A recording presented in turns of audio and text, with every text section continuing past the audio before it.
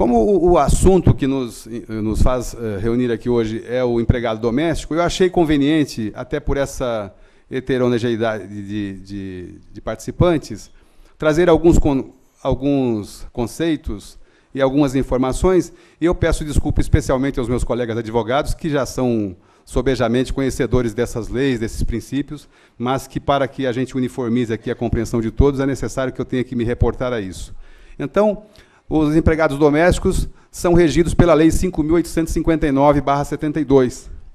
Ela dispõe sobre a profissão do empregado doméstico e dá outras providências ali. E ela diz o seguinte: é considerado empregado aquele que presta serviço de natureza contínua e de finalidade não lucrativa à pessoa ou à família no âmbito residencial. Essa conceituação, ela parte do princípio, o elemento de tipo da relação entre empregado doméstico e empregador doméstico é a continuidade e o fato de não ter finalidade lucrativa, não é? Aliás, a esse propósito, já se discute hoje alterar os critérios de aferição do PIB. Vocês sabem que o PIB é formado pela quantidade de produtos e serviços produzidos por um país. E nisso entra, obviamente, todos os serviços, menos o serviço doméstico. Então, já há estudiosos, já há doutrinadores de outros países defendendo que o trabalho doméstico deve também ser considerado para fim de apuração do PIB. E, no caso do Brasil, especialmente, que é um dos países que tem o maior número de empregados domésticos do mundo, são cerca de 7.200.000 trabalhadores domésticos, e desses cerca de 7.200.000, cerca de 87% são mulheres, né? E, então, portanto, a luta também dos domésticos vem junto com a luta das mulheres, porque foi graças aos empregados domésticos, especialmente as mulheres domésticas, que outras mulheres, como as mulheres que hoje estão aqui, puderam estudar, ir para o mercado de trabalho, desenvolver suas carreiras, auxiliadas por essas tão indispensáveis colaboradoras que cuidaram de seus filhos, etc. Então, a empregada doméstica tem uma luta que é uma luta que se coincide com a luta da mulher e, portanto, no meu modesto entender, essa PEC, essa emenda constitucional veio resgatar e fazer avançar um pouco mais a mulher. Muito bem. Desde o advento da Lei 5.859, que os direitos do empregado doméstico vêm sendo ampliados até chegar nos patamares em que chegou recentemente com esta emenda constitucional.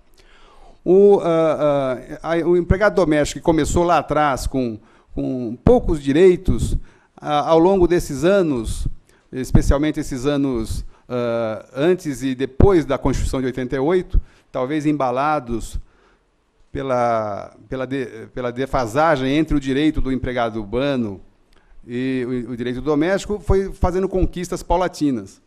E nós podemos identificar que, ao longo desse período, os trabalhadores domésticos tiveram muitos avanços. E hoje a imprensa coloca essa emenda constitucional de uma forma um tanto alarmista, quando, na verdade, a maioria dos direitos que estão explicitados tanto no artigo 7º da Constituição Federal, quanto esses, especialmente, que foram estabelecidos para os domésticos, já vinham sendo incorporados ao patrimônio dos trabalhadores domésticos. Eu citaria o seguinte: os domésticos já tinham salário mínimo, garantia de salário mínimo, já tinham garantia de redutibilidade de vencimentos, já tinham direito a 13º salário, a repouso semanal remunerado, preferencialmente aos domingos, férias anuais de 30 dias a cada 2 meses, remuneradas e acrescidas de 1/3, vale transporte, aviso prévio, licença maternidade de 120 dias, estabilidade provisória para gestante, licença paternidade, salário maternidade pago diretamente pela Previdência, aposentadoria, auxílio-doença, pensão por morte, auxílio-reclusão, reabilitação profissional pelo INSS, seguro-desemprego, este condicionado ao fundo de garantia facultativo para o empregador. Então, vejam vocês que esse rol de direitos já eram dos domésticos antes da PEC, antes da emenda constitucional.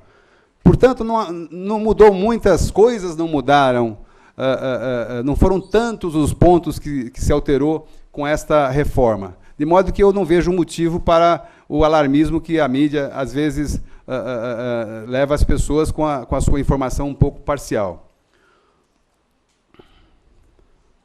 O que fez a emenda constitucional 7213? Ela incorporou ao parágrafo único, que era aquele que tratava diretamente dos direitos dos domésticos, alguns incisos que não faziam parte desses direitos.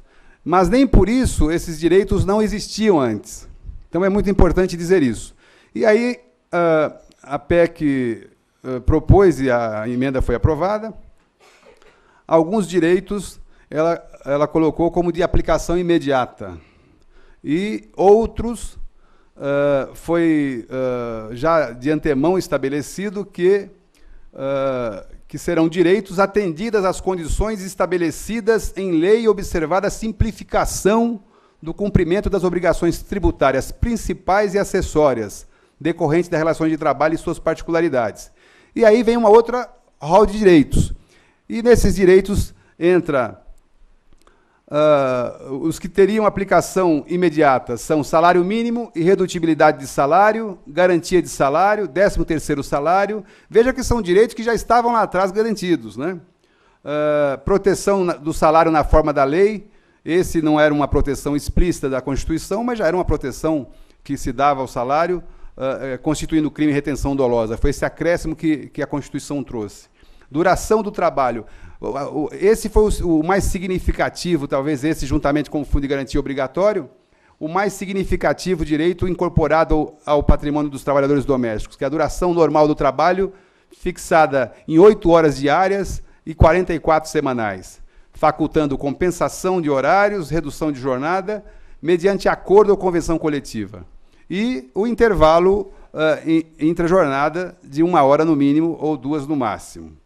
O repouso remunerado que já era assegurado, e a remuneração do serviço extraordinário com 50%, quer dizer, a hora extra com 50%, a licença paternidade, como nós já vimos, já era um direito assegurado ao doméstico, aviso prévio proporcional ao tempo de serviço. O doméstico tinha um aviso prévio, mas não havia essa ressalva da lei de que também teria proporcional ao tempo de serviço, e agora, como está regulamentado, por uma lei que atinge os trabalhadores urbanos, a Constituição, então, fez essa ressalva. Que a cada ano, provavelmente será na mesma direção dos demais trabalhadores, quer dizer, para cada ano de serviço, tem direito a mais 3 dias, até completar os 90 dias, se a pessoa tiver, por exemplo, 20 anos de serviço. Reconhecimento das convenções e acordos coletivos de trabalho. Esse direito não estava no rol dos direitos dos domésticos, embora a gente tenha notícia de muitos sindicatos de trabalhadores domésticos e de empregadores domésticos que têm se organizado. Em São Paulo, por exemplo, nós temos 2 sindicatos que são atuantes. Mas o fato de não haver esse reconhecimento na Constituição das suas convenções coletivas deixava eles numa posição um tanto menos expressiva, vamos dizer assim, né? Proibição de discriminação no tocante a salário e critério de admissão do portador de deficiência, proibição de trabalho noturno, perigoso ou insalubre a menores de 18 anos e de qualquer trabalho a menores de 16, salvo na condição de aprendiz. Esse dispositivo, inclusive, primeiro que a lei, o Estatuto do Adolescente, da criança e do adolescente, já garantia essa proteção aos adolescentes, né? Aos jovens entre 16 e 18 e até em idades menores de 16 anos. De modo que nenhuma alteração houve com essa inclusão. O trabalho a menor aprendiz não existe também no setor doméstico. Então, é um artigo que, embora tenha sido incluído aí, nós entendemos que ele não tem nenhuma aplicação prática, né? De modo que os direitos que dependem de regulamentação, segundo a própria emenda, seriam relação de emprego protegido contra despedida arbitrária ou sem justa causa, prevendo indenização compensatória. Na verdade, essa relação de emprego foi a solução que se deu com relação ao aviso prévio proporcional e à multa de 40%, que ainda é um direito que não estava incorporado aos direitos dos domésticos. Não é? O seguro-desemprego todos os senhores e as senhoras sabem que o empregador que faz o recolhimento facultativo hoje, ou antes da emenda, já garantia ao doméstico o direito a receber o seguro-desemprego, desde que tivesse cumprido os outros demais requisitos da lei. O que se discute agora é que precisa de uma regulamentação para que esse direito também possa ser dado com a amplitude que se dá aos demais trabalhadores. Salário família pago em razão do dependente do trabalhador de baixa renda, licença gestante sem prejuízo do emprego e do salário com a duração de 120 dias, quer dizer, hoje a licença gestante já é um direito da doméstica, pago pela Previdência Social, então não é um custo do empregador doméstico. Assistência gratuita aos filhos e dependentes, desde o nascimento até 5 anos de idade, e em creches e pré-escola, também é um direito que, na verdade, é de responsabilidade das prefeituras, que recebem dotação, inclusive, para esta finalidade. E, nos casos das grandes empresas, existe uma negociação entre o sindicato, com valores de auxílio creche, etc., mas que isso também, a meu ver, não atinge o empregador doméstico. Seguro contra acidente de trabalho a cargo do empregador, este eu vejo que é um direito que deverá ser regulamentado à razão de 1%, se for seguir os parâmetros atuais, que é de 1 a 3, para o segundo grau de risco do empregador urbano, né? Mas o que eu queria chamar a atenção é que, por exemplo, admitindo-se que o legislador ou que as autoridades não regulamentem a questão do fundo de garantia, então não será surpresa nenhuma se um empregado doméstico for à justiça dizer que quer que aplique os critérios que se dá para o fundo de garantia facultativo, lhe estendendo, a partir da Constituição, que passou a ser obrigatório. E já há mecanismos, não só da Caixa Econômica Federal, mas do próprio FAT, para que esses trabalhadores domésticos recebam quando o empregador faz isso espontaneamente. Então, não faria sentido, agora que é obrigatório, o empregado não receber. Entretanto, como tem questão de prazo, tem questão de outros requisitos que a lei exige, de fato, ele requer uma regulamentação. Mas veja, por exemplo, que no caso do aviso prévio proporcional a tempo de serviço, ficou, desde 1988, levou 23 anos sem que fosse regulamentado. E quando os trabalhadores, através de alguns sindicatos, foram ao Supremo Tribunal Federal, através de uma medida judicial conhecida como mandado de injunção, pedir que o Supremo Tribunal Federal fixasse os critérios para a aplicação desse dispositivo do aviso prévio proporcional, e estava sinalizando que ia deferir aquele direito na forma de mandado de injunção, os parlamentares e as entidades representativas, sobretudo das empresas, das indústrias, correram para regulamentar aquele direito, que ficou 23 anos sem beneficiar os trabalhadores, embora estivesse na Constituição. Isso quer dizer que é possível que alguns desses direitos possam demorar um pouco para serem regulamentados.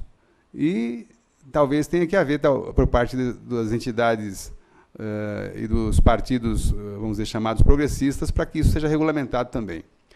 De modo que, no meu entendimento, será possível haver algumas demandas trabalhistas, se a regulamentação não sobrevier, pedindo que se aplique, por analogia, outras leis que favorecem outros trabalhadores, na medida em que a Constituição, de certa forma, estendeu todos os direitos, quase todos, praticamente, aos trabalhadores domésticos.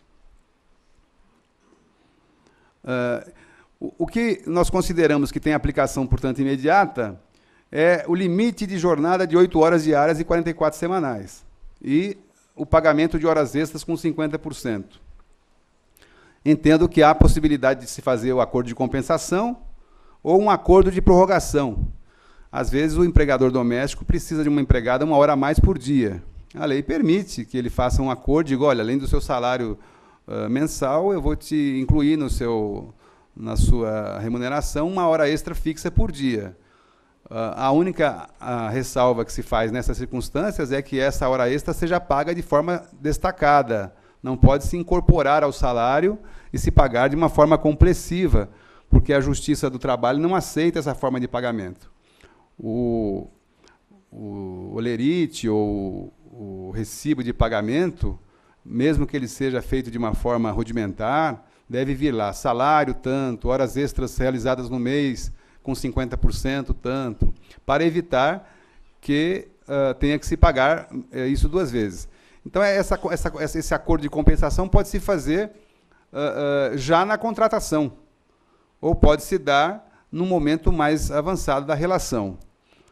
Da mesma forma, esse acordo de prorrogação de jornada pode ser feito na contratação, da mesma forma o acordo de compensação, que são 2 coisas parecidas, mas que tratam de coisas diferentes. A compensação é quando se quer que o trabalhador trabalhe um pouco mais durante a semana para ter um dia a mais de folga, seria o sábado. Então, ele acrescenta uma jornada, por exemplo, ele trabalha 9 horas por dia de segunda a quinta e trabalha 8 horas na sexta. Aí completam-se as 44 horas. Ele pode também trabalhar, obviamente, dividindo a jornada semanal de 44 horas por 6 e trabalhar aquela quantidade todos os dias.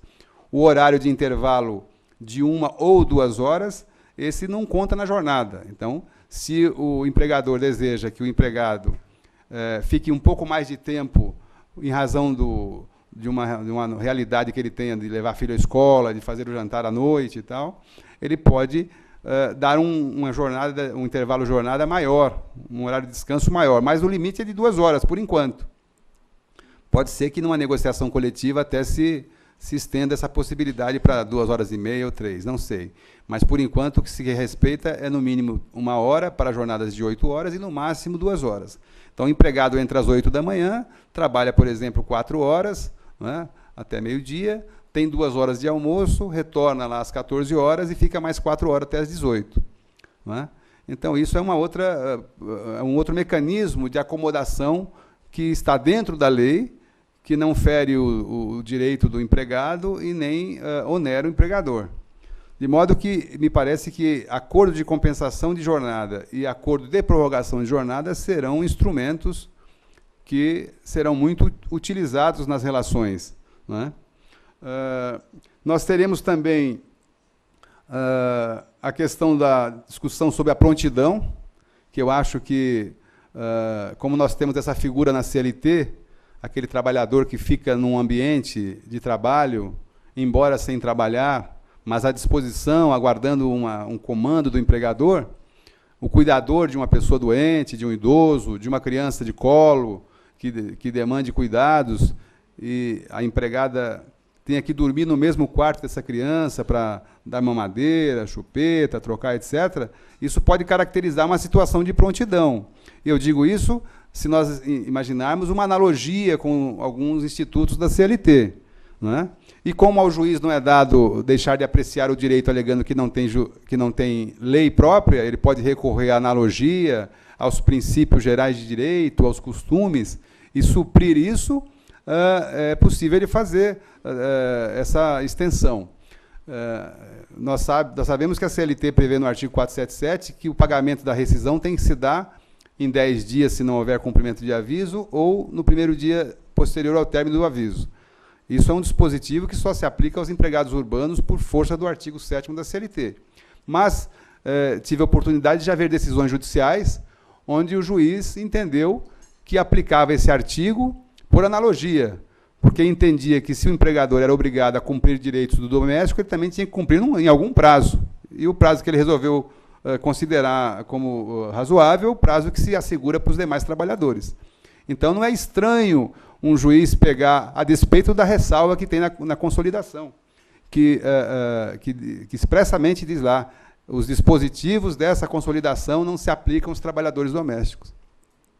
De modo que a falta de regulamentação poderá, em alguma circunstância, em algum momento, para algum juiz, não ser um obstáculo ao deferimento de um direito, levando em conta, inclusive, princípios da equidade.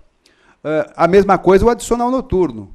Embora a emenda constitucional diga que ele será objeto de uma regulamentação, obviamente, se essa regulamentação não sobrevier com alguma brevidade, alguém que trabalha à noite não será de todo desarrazoado pedir que tenha um acréscimo na sua hora noturna, que é uma hora que sacrifica mais o trabalhador.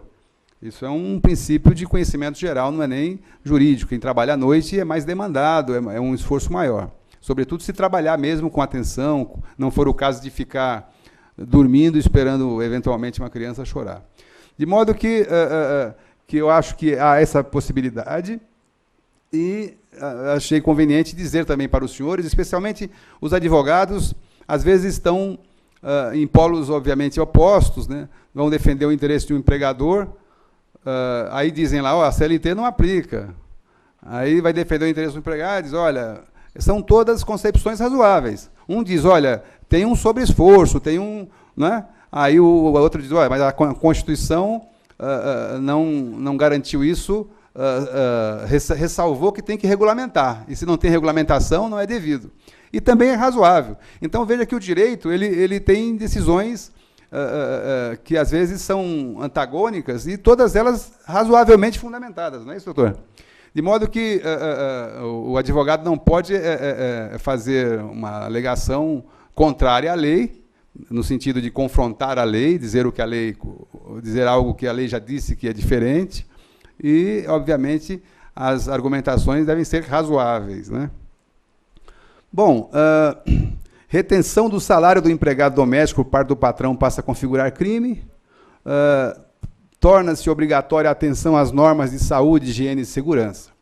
Essas normas de segurança, de higiene, essas outras que dizem respeito à previdência, que não são propriamente obrigações diretamente do empregador, elas têm uma certa relevância para o empregador.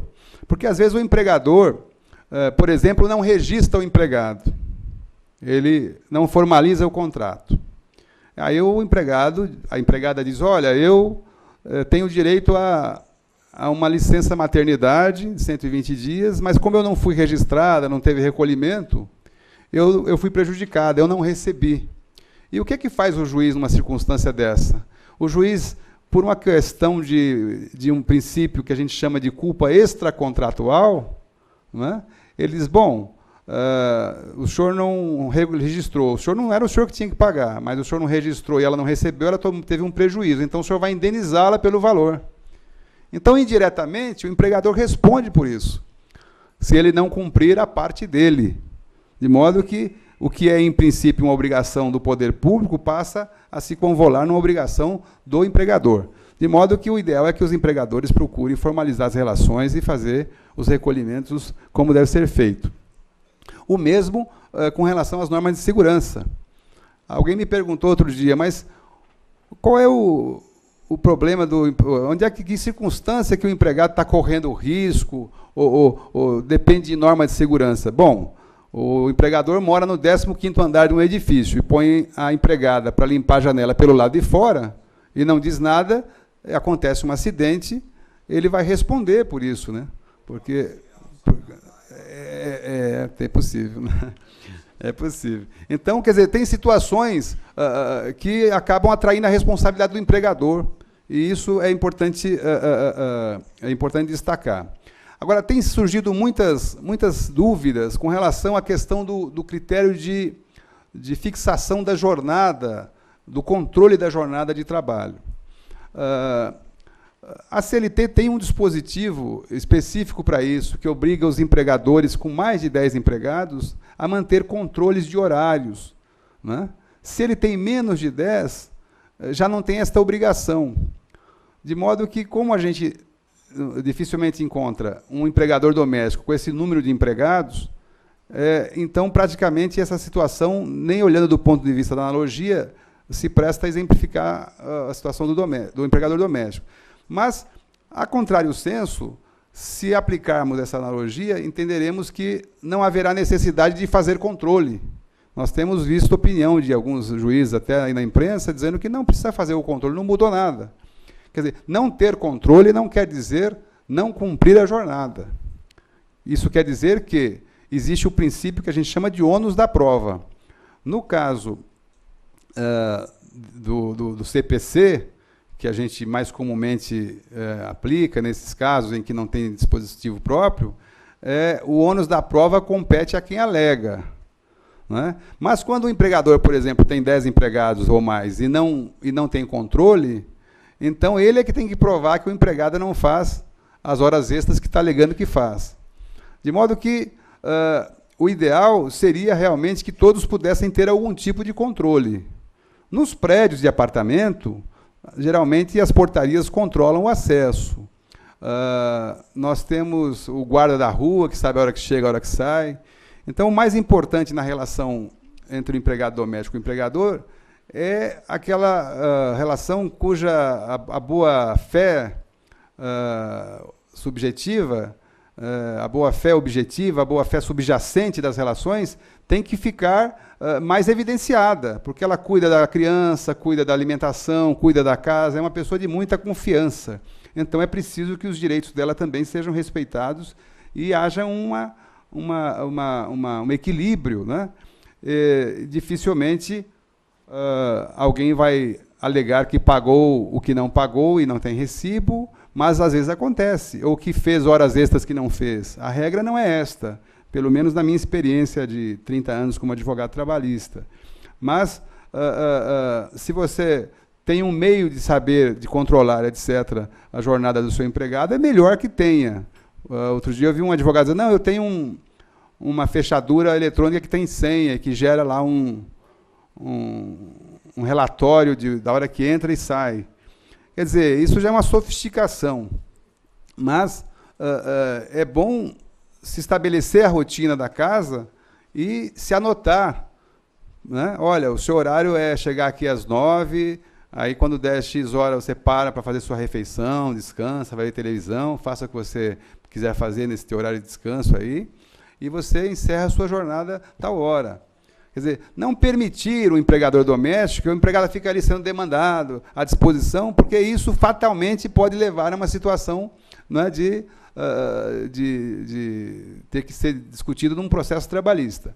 Mas, em princípio, no meu entendimento, o empregador não precisa fazer esse controle no sentido de anotar a entrada e saída, etc. Não é? Mas é interessante que a gente reporte que, na hipótese de haver o controle de jornada, o TST sumulou a súmula 338, inciso 3, que diz que, se for britânico, colocar todo dia o mesmo horário que entrou, às 8 da manhã, às 8 da manhã, não vale. Então, é uma coisa curiosa, porque, ao mesmo tempo que tem que ter o controle, se ficar certinho, não vale. Então, a única forma de controlar sem ser britânico, como eles dizem, é ter o controle de ponto. De modo que eu penso que, nesse aspecto, as relações continuarão como sempre, mas haverá empregador que vai fazer o controle e haverá aqueles que já estão recomendando. Aí eu vi no jornal ontem que a maioria das empresas que vendem relógios de ponto para pequenas quantidades de empregados já acabou na praça. Os empregadores estão totalmente estressados, e os prédios também, os síndicos comprando, já faz. Então, quer dizer, com o tempo é capaz de ser obrigado para todo mundo, porque todo mundo está fazendo, por que o senhor não tem? Ah, eu não tenho porque não. Não, mas o prédio ali tem, do lado tem. Então você fica numa situação difícil. De modo que, por enquanto, eu entendo que o ônus da prova é o empregado. Se ele falar, eu entrava lá às 10 da manhã e saía às 10 da noite, né? E você não quer correr o risco dele fazer isso, ou ela fazer isso, por exemplo, e se porventura não for verdadeiro isso, né?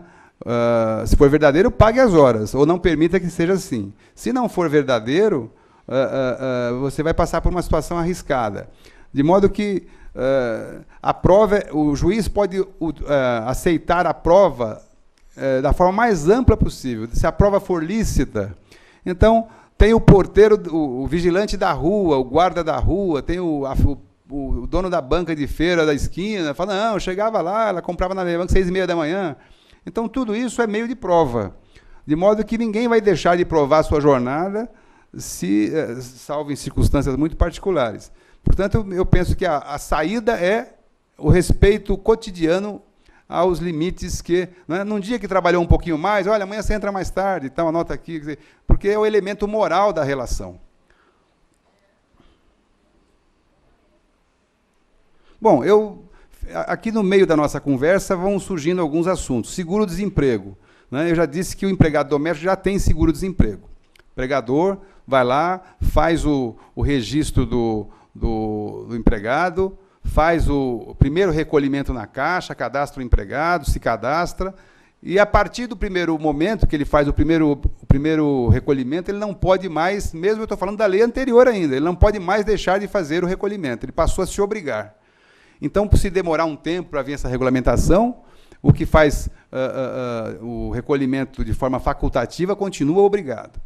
E, a partir do momento em que essa questão do fundo vier a sofrer uma regulamentação que seja mais geral para o doméstico, então aí não tem a dúvida que todos terão que fazer mesmo. Por enquanto, eu acho razoável que não tenha, porque não tem o mecanismo para se pagar o fundo de garantia, é muito complexo ainda.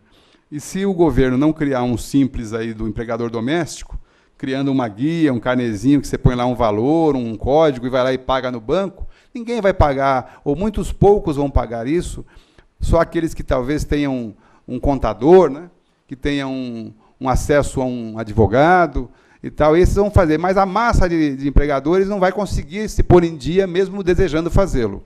De modo que, no caso do seguro-desemprego hoje, ele está vinculado ao recolhimento facultativo que o empregador passe a fazer e exige um vínculo empregatício de pelo menos 15 meses nos últimos 24 meses. Essa é a regra que está valendo e que amanhã não há surpresa nenhuma, se o governo não regulamentar isso, eu acho que vai regulamentar, né, logo, mas se não regulamentar, um empregado daqui a um ano diz, olha, desde um ano e meio atrás que existe lei, a Constituição me garante esses direitos, que vai regulamentar, mas eu queria pelo menos com base na lei anterior. E pode criar embaraços para o empregador.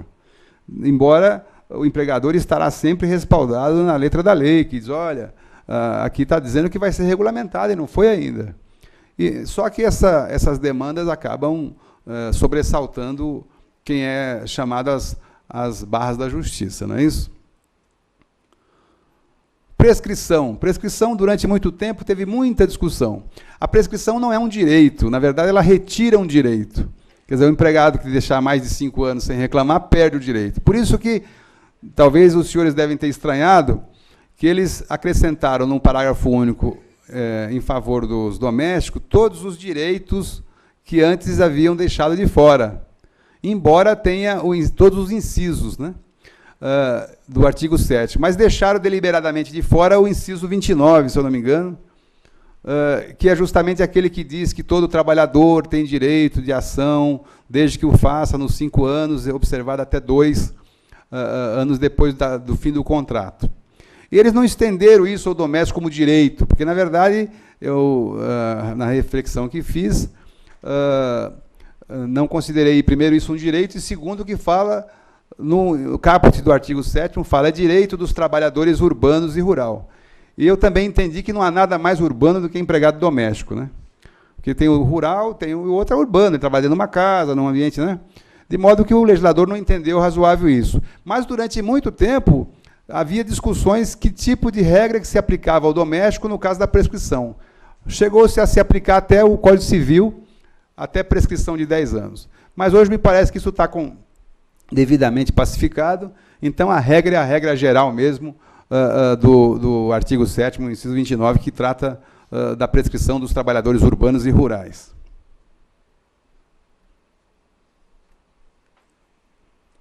Outra discussão que tem sido muito recorrente, outras dúvidas, é se o empregador pode reduzir a jornada do empregado, ou contratar alguém por uma jornada menor que 44 horas e pagar menos, quando esse empregado ganha salário mínimo.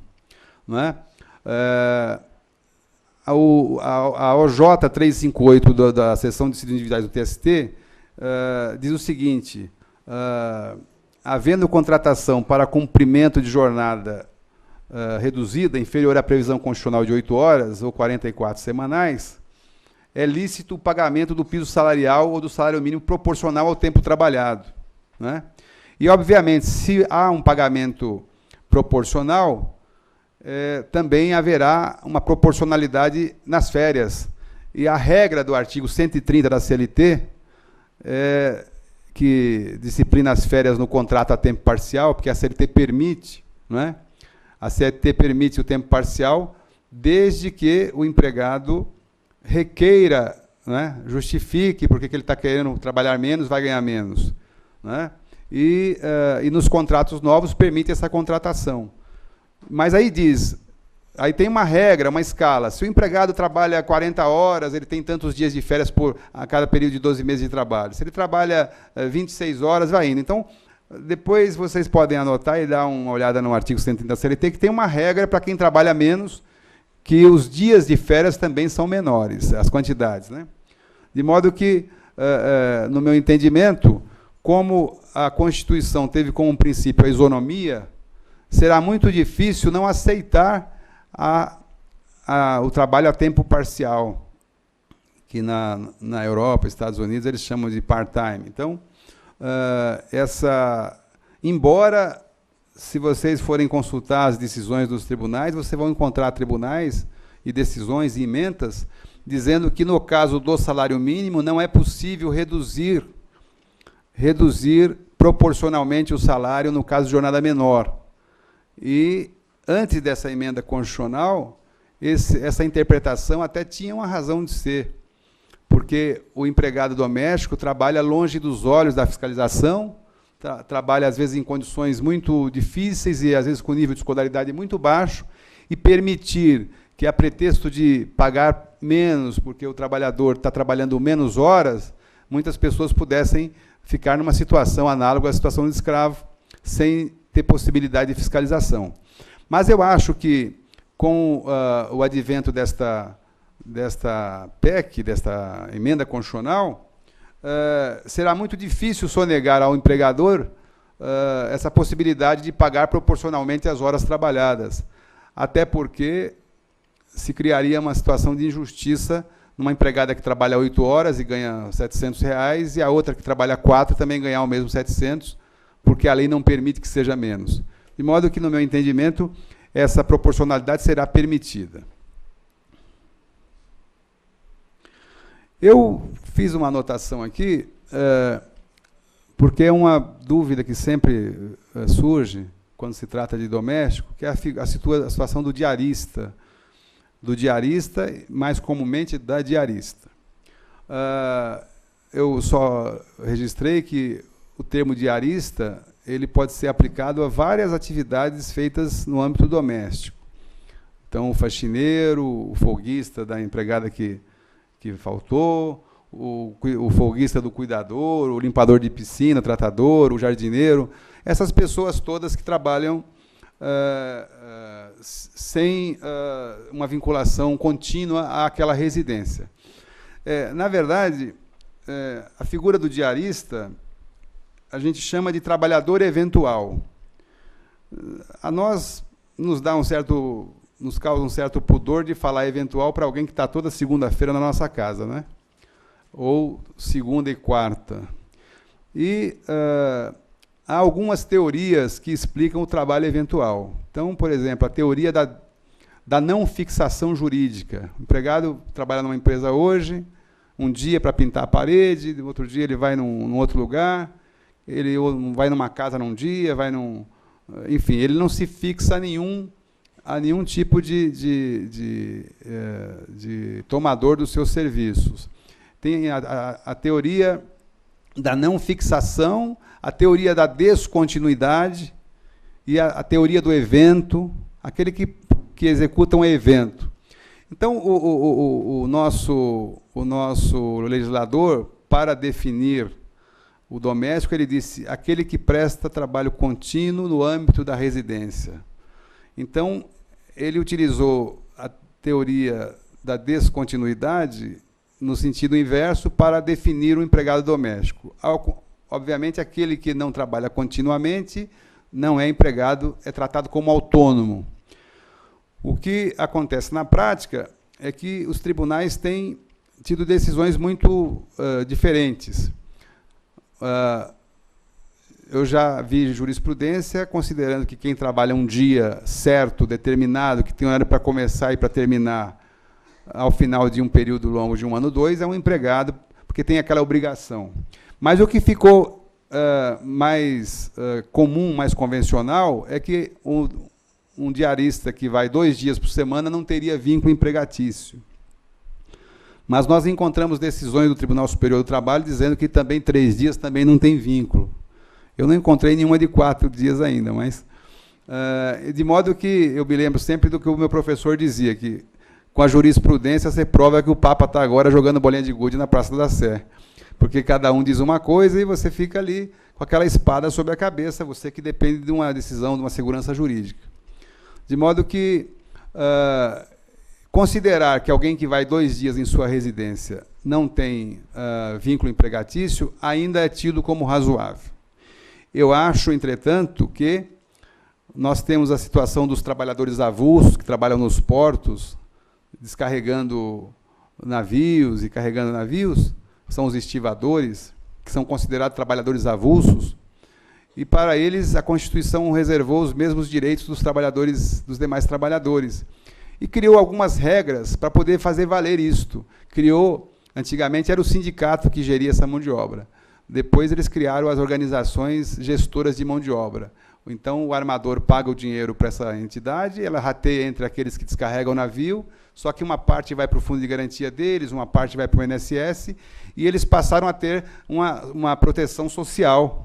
Porque o sentido da lei não é perseguir o empregador, nada, é que todo mundo precisa estar protegido pela Seguridade Social. Não pode ficar, por exemplo, uma diarista trabalhando até os 60 anos de idade, adoece, não tem INSS, não tem aposentadoria, não tem proteção nenhuma. E, às vezes, é injusto. Você tem uma pessoa na sua casa que faz isso há anos, uma vez por semana ou 2, e você vê ela sem proteção. Então, o que eu acho que deve avançar para isso, futuramente, é se permitir uma forma de um recolhimento que seja simples, fácil, mesmo para quem trabalha 2 ou 3 dias, você vai lá e recolhe 10%, 15% daquele valor mensalmente, e a pessoa está protegida. Ela continua naquela condição de diarista, mas tem proteção social. Hoje, entretanto, não há essa obrigação, até porque a simplificação não existe nem mesmo para os empregados domésticos. De modo que, penso eu que a tendência será essa. Mas eu quis falar das diaristas porque todo mundo pergunta, e a diarista, e a minha diarista? E tem até informações de pessoas que estão demitindo a empregada com medo do supostos rol de tantos direitos da doméstica para pegar uma diarista. Então já criam outra situação injusta socialmente também. Até porque não me parece muito vantajoso também, olhando de um ângulo estritamente interesseiro. A diarista ganha mais, considerando o dia de trabalho. Então, enquanto você talvez possa contratar uma doméstica por R$1.000, se você pegar uma diarista, ela vai te cobrar R$100 por dia de serviço. Se você trabalhar com ela 2 dias por semana ou 3, de repente você paga mais do que pagaria para uma empregada. Então, os empregadores também não devem se precipitar e tomando medidas assim, sem uma reflexão maior e sem aguardar também o desenrolar dos acontecimentos. Os diaristas, portanto, são tratados como autônomos, mas o ideal é que eles recebam sempre ao final do dia e não fazer como algumas donas de casa fazem, acumulam um mês inteiro e chega lá e entregam para ele R$1.000, né, dá um cheque ou deposita na conta, porque isso também pode ser um fator a ser sopesado numa ação trabalhista. Né? E sendo autônomos, eles realmente, para terem a proteção, terão que fazer um cadastro de autônomo e recolher. Homologação. A homologação dos trabalhadores urbanos se faz perante o órgão do Ministério do Trabalho ou perante os sindicatos, quando tem mais de 1 ano de contrato. Mas isso está na CLT. E como já se disse que o artigo 7º não se aplica aos trabalhadores domésticos, no meu entendimento, não existe essa obrigação de homologação perante os sindicatos, apesar de que os sindicatos de domésticos e de empregadores domésticos têm agora um outro status, porque estão lá no artigo 7º como sendo reconhecidos. Então, se houver uma negociação coletiva com alguns direitos, algumas concessões entre empregados domésticos e empregadores, pode haver uma situação de se constar nessas negociações que as homologações com mais de 1 ano terão que ser feitas no sindicato. E, nesse caso, cria-se uma situação em que o empregador doméstico talvez tenha que ir lá homologar quando é uma empregada mais antiga. O que eu achei interessante e trouxe para vocês é que a portaria 1621 de 2010, que aprovou os novos modelos do termo de rescisão de contrato de trabalho, teve uma alteração recente ainda, com o ministro Brizola, Dauti Brizola, que deixou o ministério agora, que a portaria 1057, agora do ano passado, que obriga os domésticos, vincula os empregadores domésticos a usar o mesmo modelo de rescisão que se usa para os trabalhadores urbanos.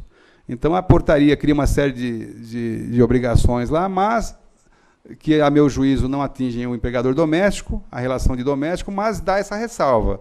Os domésticos também terão que fazer o mesmo processo, ou utilizar o mesmo formulário. O doméstico é um contribuinte obrigatório da Previdência. A obrigação de proceder ao recolhimento é do empregador. O empregador faz o desconto do salário do empregado doméstico, junta com a sua contribuição e faz o recolhimento. E a contribuição oscila entre 8% e 11%. Em 8% e 11%, dependendo da faixa salarial. Eu até tinha anotado aqui quais eram as faixas salariais. Então, o que acontece na prática aqui? É muito interessante isso. Tem muitos empregadores que pagam a parte do empregado. Isso é muito comum, eu já vi muita gente fazer isso. Paga o salário do empregado, R$ 1.000, e paga toda a despesa dele. Aí, quando vem essa lei agora, ele fala, não, agora eu vou descontar do senhor. Ele pega os R$ 1.000 para compensar os 8% do fundo de garantia e vai querer descontar dos 1.000. Quer dizer, isso, a meu juízo, não é possível, porque o empregado que recebia 1.000 vai passar a receber 920. E ele vai reagir, vai dizer, poxa, eu veio a lei achando que era melhor, agora estou ganhando menos. Então, ele não vai aceitar isso. De modo que o certo seria o empregador incorporar o valor que ele paga mais para o empregado, que é aquela contribuição do empregado, ao salário. Então, se pagava 1.000 líquido, acrescenta e aí faz os descontos que quiser fazer. O mesmo se dá com o Vale Transporte, né? Se ele pagava a condução e não se valia daquela possibilidade de descontar os 6%, ele vai querer fazer agora, o empregado vai falar, poxa, espera lá, você diminuiu o meu salário. Então, nesses momentos, é preciso fazer com algum grau de judiciosidade, com alguma coerência. Senão, poderá também criar uma insatisfação. E a pior coisa que tem para qualquer relação é a insatisfação, de parte a parte, de quem paga e de quem recebe. E isso, invariavelmente, pode levar a um desgaste da relação e o fim daquela harmonia que é importante, mais ainda no ambiente residencial. Também devo lembrar o seguinte, que me ocorreu agora, e que é importante. O trabalhador doméstico, às vezes, trabalha num sítio, numa chácara, né? Então, ele continua sendo um trabalhador doméstico. Mas, se o dono da chácara, um belo dia, resolveu criar galinhas e vender ovos, ou fazer uma horta e vender verdura, ele já vai mudar a situação dele, porque ele passa a ter uma finalidade econômica na propriedade.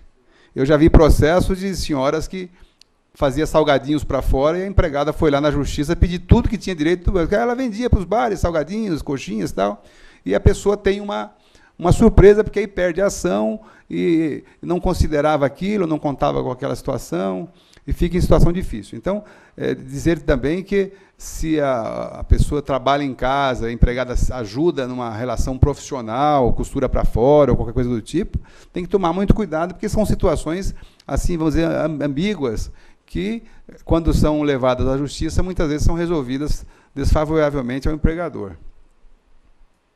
A contribuição patronal é de 12%, todos nós sabemos, e hoje já se fala que se houver a criação dessa simplificação, fazer-se uma alíquota única que entre o fundo de garantia, o seguro de acidente de trabalho, o INSS do empregado e do empregador numa taxa única, e um incentivo fiscal ao empregador, no seu imposto de renda, para que ele formalize as relações. Porque, mesmo antes dessa emenda, as formalizações dos contratos de doméstico eram muito baixas. Nós temos notícias de lugares que é apenas 12%, estados mais pobres do Nordeste, que as pessoas trabalham sem nenhuma proteção. E, muitas vezes, não tem como reclamar, ou não tem discernimento, a economia não permite. Então, o governo também precisará facilitar isso, né? Criar um mecanismo de incentivo. E isso está previsto na PEC, está previsto na reforma, na emenda. Quer dizer, o governo simplificará os procedimentos fiscais, tributários, inclusive os acessórios, para permitir que os empregadores possam formalizar as relações com seus empregados, né? O salário família também depende de regulamentação. O que vigora hoje é para quem ganha até R$ 646, cada criança até 14 anos recebe R$ 33,16. Isso é mais para ter uma ideia de custo, de risco potencial, porque às vezes o empregador quer demitir o empregado pensando no que está por vir. Fala, não sei o que vai acontecer depois, melhor me livrar agora. Mas, então, tendo noção dos custos, já pode se tranquilizar que também não é uma coisa que vai ser tão escorchante, né? Faixas salariais, faixa salarial acima de R$ 646 e até 971, o salário família vai para R$ 23. Quem ganha acima dessa faixa, mesmo hoje, não tem direito a salário família. O mais importante que eu vi assim, hoje, para alertar as pessoas que vivem em relação de doméstico, especialmente os empregadores, é que todos nós conhecemos a Lei 8.009, que é a lei que regula o bem de família, ela que dá proteção contra execuções de diversas naturezas. Mas a lei ela faz algumas ressalvas. Situação de cobrança de condomínio, quando a pessoa muda para um imóvel mais caro e não paga. E o mais importante para esse assunto nosso é o artigo 3º, inciso 1, que diz que o empregador doméstico não pode alegar bem de família quando ele tiver com dívida de natureza trabalhista do seu empregado doméstico. Então, uma relação muito longa, cheia de defecções, de passivos, não paga as coisas, pode gerar um passivo que, numa circunstância qualquer, acarrete uma perda do patrimônio do empregador. E ele não tem o benefício legal de dizer, olha, mas é minha casa, eu moro aqui, eu tenho idade, eu sou doente. Então, nesses casos, principalmente, ele tem que ter uma cautela redobrada, né? E, obviamente, aqui fala-se para os empregadores e para os advogados de empregadores e para os advogados de empregado. O advogado do empregado diz, olha, não tem essa proteção. Aí o do empregador vai dizer, aí vai tentar achar uma brecha, não acha, porque a lei é muito específica. Bom, então, eu acho que, em linhas gerais, o que eu poderia trazer aos senhores e às senhoras na data de hoje seriam essas considerações, embora tenham outras dúvidas que vão surgindo e outras respostas também que vão aparecendo, que vão clareando o assunto e clareando o tema. Mas eu só queria dizer que a lei, ao reconhecer os empregados domésticos com os mesmos direitos dos demais trabalhadores, ela o fez claramente atribuindo uma parte da responsabilidade por esses direitos ao poder público, que deverá se desincumbir disso, e uma parte aos empregadores, mas que, obviamente, vai demandar uma série de adaptações das rotinas das residências, vai haver talvez uma reflexão de todos nós com relação à figura do empregado doméstico, que é uma figura que, para os brasileiros, é muito mais, vamos dizer assim, conhecida, familiar, do que certamente em países do primeiro mundo. Mas, nos países do primeiro mundo, por assim dizer, além do Estado suprir as famílias com uma infraestrutura de serviço, de bem-estar social maior, por exemplo, escola integral para as crianças, creche para todas as crianças, horários flexíveis para as donas, para as mulheres que trabalham fora. É muito comum o horário flexível, em vez de ser 8, ser 6, e não ter horário para entrar, poder entrar mais tarde e sair. No primeiro mundo é muito comum isso, na Inglaterra, na França, em vários países. E até a indústria que se adapta a essa nova realidade de, por exemplo, vender já os alimentos, as frutas, os legumes, as verduras, já devidamente cortadas e embaladas, de modo que facilite a vida da dona de casa, facilite a vida da doméstica, né? A máquina de lavar louças, todas esses progressos, né? Até já se fala hoje em se fazer todos os pisos das casas com uma caída para o ralo, porque é incrível a empregada puxando água que vai para o outro lado, né? E todo mundo passa por isso. O que o pedreiro fez a caída para um lado e o ralo do outro, né? Para sacrificar as mulheres em geral, né? E em particular as empregadas domésticas. É um sadismo incrível isso, né? Então eu acho que a gente vai ter que repensar tudo isso, mudar a cultura e, de certa maneira, entender que essas brasileirinhas e brasileirinhos que trabalham nas funções mais humildes, de limpar banheiros, de fazer a comida, de trocar a fralda do bebê, também têm direito de progredir materialmente, de ganhar o seu dinheiro, de se formar, de constituir a sua família e de formar bem a sua prole, para a gente ter um país cada vez melhor. Então, eu vejo sempre com bons olhos tudo isso e sou um otimista, né? Acho que as domésticas que estavam saindo do mercado de trabalho, indo para os call centers, para as lojas de calçados, para as lanchonetes, porque eram discriminadas pela legislação, talvez até hoje tenham mais uma motivação para serem domésticas, isso melhora um pouco a autoestima delas. De modo que, para os empregadores, eu sei que tem muitos que fazem muito pelos seus empregados domésticos, mas tem aqueles que preferem tratar como se fossem escravos. Então, a gente precisa encontrar aí um equilíbrio que valorize a cidadania e que nos dê dignidade como um povo, como uma nação. Eu agradeço e as perguntas estão abertas. Se a regulamentação da jornada e as compensações se podem ser feitas por contrato individual de trabalho. A Justiça aceita a compensação, o acordo de compensação individual e o acordo de compensação e o acordo de prorrogação de jornada. Então, no meu entendimento, no caso dos domésticos, também isso será perfeitamente possível que se faça diretamente com o empregador.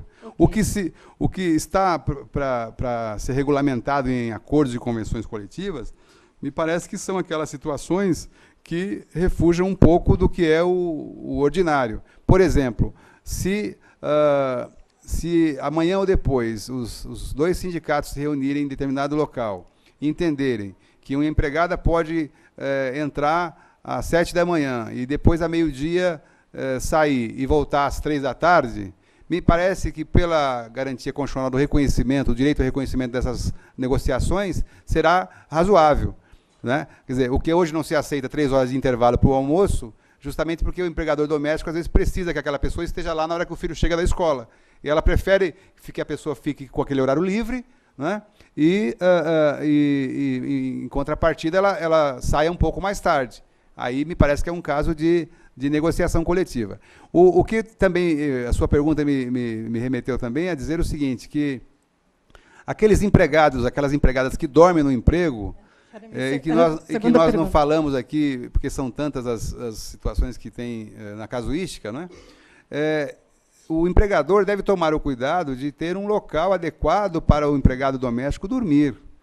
E esse lugar não pode ser aquele quartinho, 1 por 1, né, 2 por 2, nem pode ser o quarto da criança, nem pode ser a lavanderia, né? É preciso ser um lugar onde ele se permita ter o seu horário de descanso e se separar daquele ambiente de rotinas, até para que a família também possa ter a sua intimidade e o empregado também possa desfrutar do seu tempo de descanso.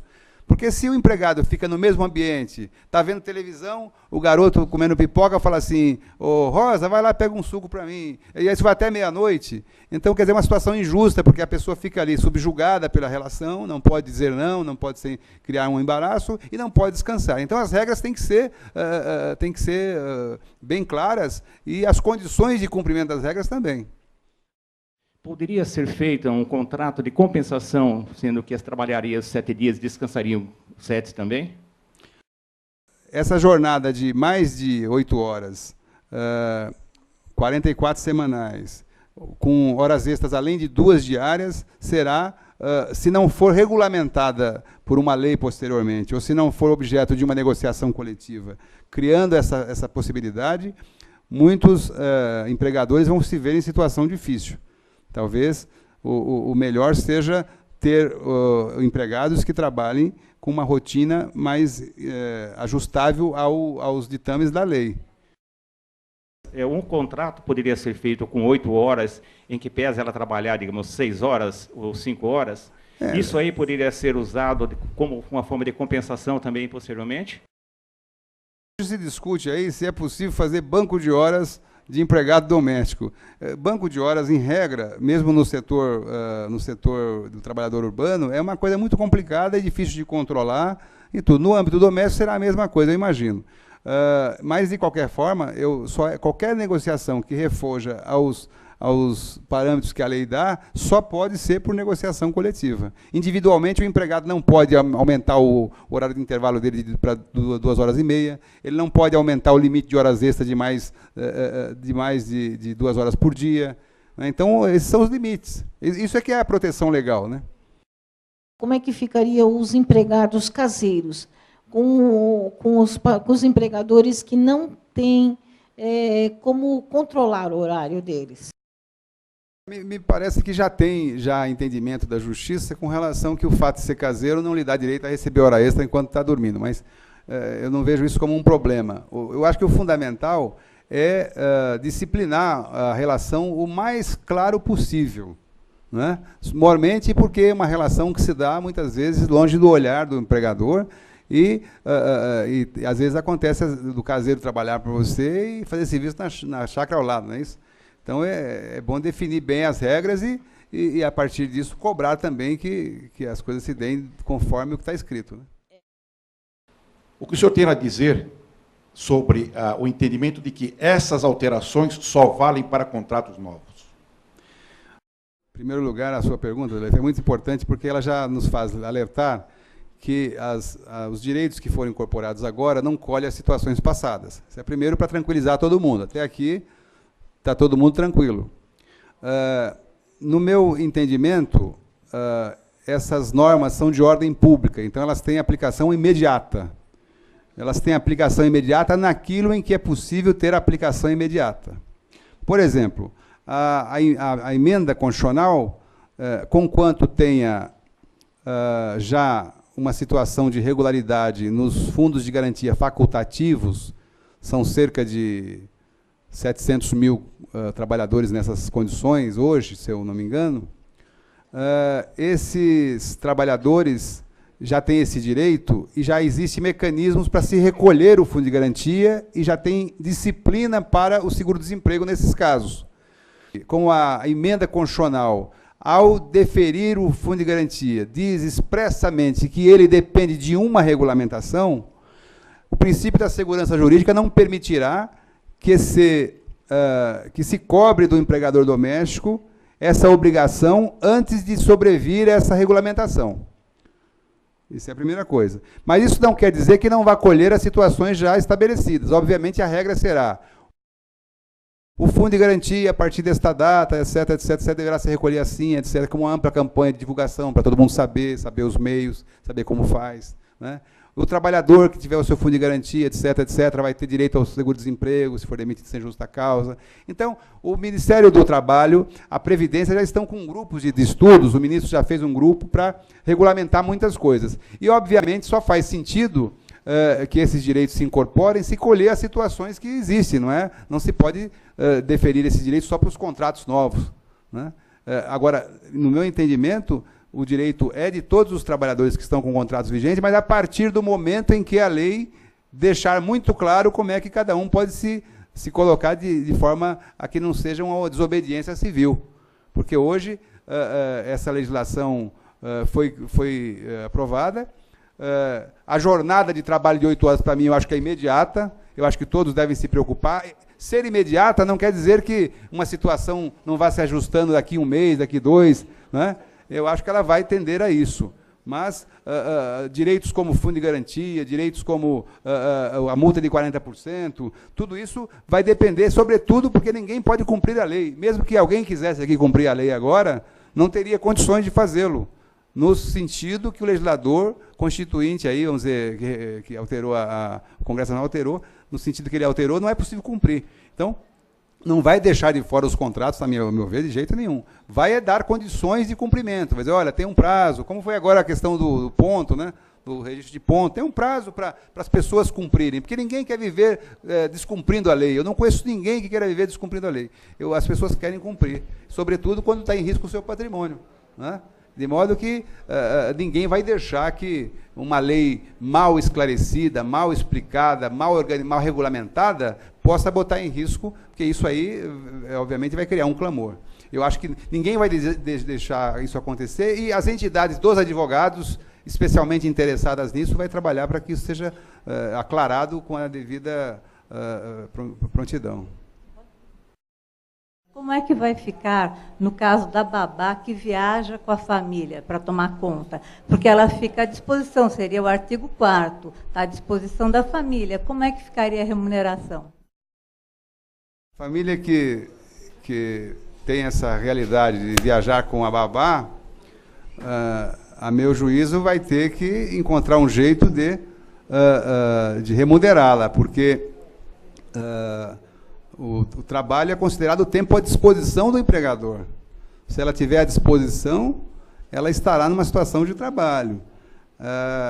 Agora, como tudo isso é muito novo, né, essa emancipação, por assim dizer, essa equiparação é muito nova, nós ainda vamos ter que enxergar soluções da jurisprudência. Possivelmente, pode-se considerar o dispositivo que trata do sobreaviso para os ferroviários, que dá 1/3 do salário, o regime de prontidão, que está lá na CLT, se eu não me engano, no 244, que dá 2/3 do salário dessas horas de prontidão. Então, instrumentos, analogias, situações para se comparar, temos muitas. Agora, certamente, vamos ter que aguardar um pouco os tribunais também darem a sua contribuição. Porque as leis, elas vêm concebidas pelo legislador com uma intenção. E nem sempre a intenção do legislador é a mesma que está na lei. A partir do momento que ela passa a ser interpretada, né, diz que quando Deus deu os mandamentos, né, que Moisés leu os mandamentos, que tinha aquele que não adulterarás, a população que estava ouvindo aquilo ficou revoltada. Aí ele falou, calma, logo aguarde a jurisprudência. Né? Então nós temos que aguardar a jurisprudência, porque não tem outro meio, né? 2 dias certos e determinados não gera o vínculo. No sentido, então, 3 dias por semana, isso gera um vínculo, e se gera esse vínculo, como será no caso da empregada que tem 2 patroas, 2 famílias para trabalhar? Veja bem, se você for hoje no consultar o Dr. Google, né, colocar lá diarista, dias e tal, vai aparecer 1 dia, 2 dias, 3 dias, 4 eu não vi. E, de modo que, como os tribunais têm a sua jurisprudência mais ou menos unificada, não formalmente pelo TST e formalmente através das súmulas, das orientações jurisprudenciais, então nós vamos ficar com a jurisprudência do Tribunal Superior do Trabalho, que tem sido majoritária no sentido de considerar que 2 dias é uma relação de natureza autônoma pelo princípio da descontinuidade. Né? Isso no caso do trabalho para um trabalho no âmbito da residência, que não seja, obviamente, em empresas, etc. E se ela trabalha 3 dias numa residência e 3 dias em outra, né? O desejável é que ela tenha 2 registros mesmo. Não há impedimento para o empregado ter mais de um registro. Muita gente, às vezes, muitos clientes meus assim, olha, doutor, como é que eu vou ser contratado lá se não deram baixa aqui ainda e tal, está demorando isso aí tudo, o empregador não quer dar. Eu digo, não tem problema nenhum, faça um outro registro, porque são autônomos, tem advogados que trabalham em 3 ou 4 sindicatos, tem 3 ou 4 registros, há médicos que têm a mesma coisa, e assim vai. Tem várias profissões que permitem que a pessoa tenha vários empregos a tempo parcial. Certo? Desde que os horários sejam compatíveis. Desde que não haja... Outra coisa importante, ele lembrou muito bem aqui, o doutor Mar, que é o seguinte, é óbvio que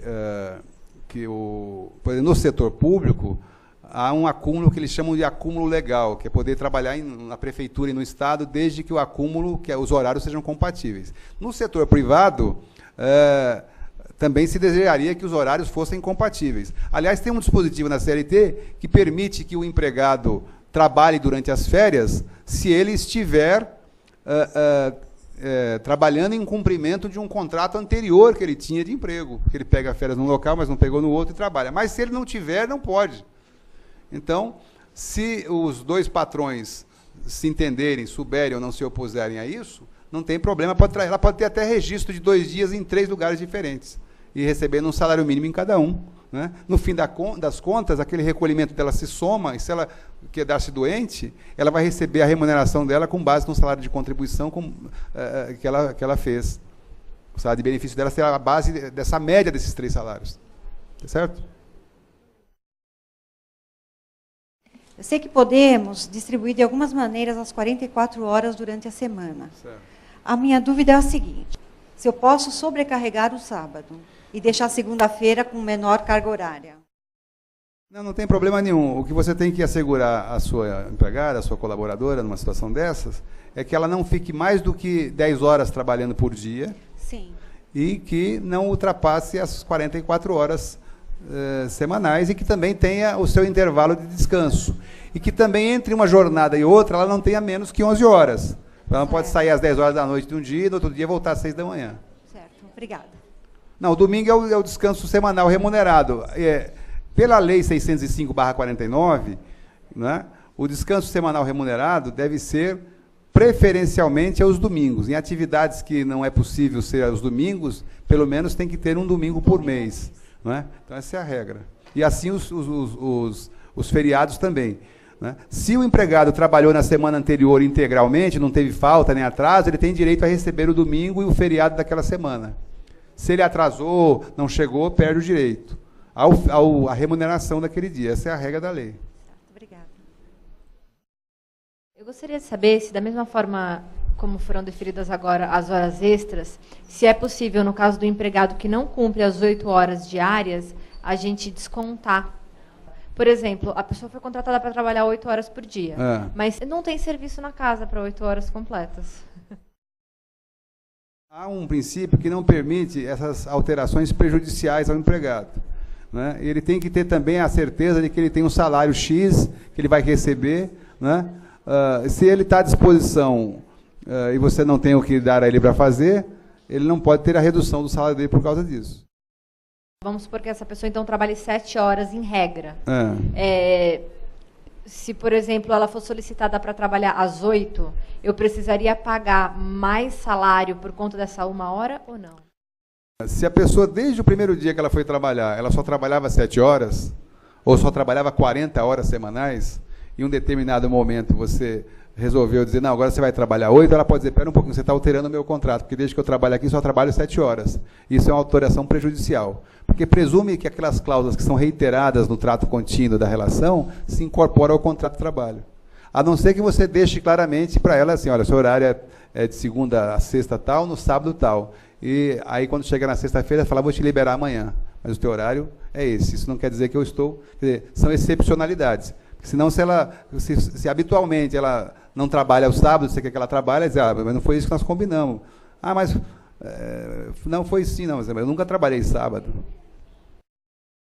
E eu queria saber se num dia, uma empregada doméstica que dorme no emprego, ela pode acumular 1 hora de compensação e mais 2 horas extras. O acordo de compensação, normalmente, ele pressupõe que não haja horas extras. Acordo de compensação é você trabalhar mais um dia para não trabalhar no outro. Se você faz horas extras com acordo de compensação, você neutralizou o acordo de compensação. Na verdade, você teria que ter um acordo de prorrogação. Essa é a regra. Agora, é óbvio que situações excepcionais também não são assim, ao pé da letra. Você pode, numa situação qualquer, ter uma realidade diferente, mas não o tempo todo. Porque você faz um acordo de compensação de 44 horas e todo mês o empregado trabalha 50, 60, ele não tem acordo de compensação, ele tem um acordo de prorrogação, um acordo tácito de prorrogação que sobrepuja o acordo de compensação.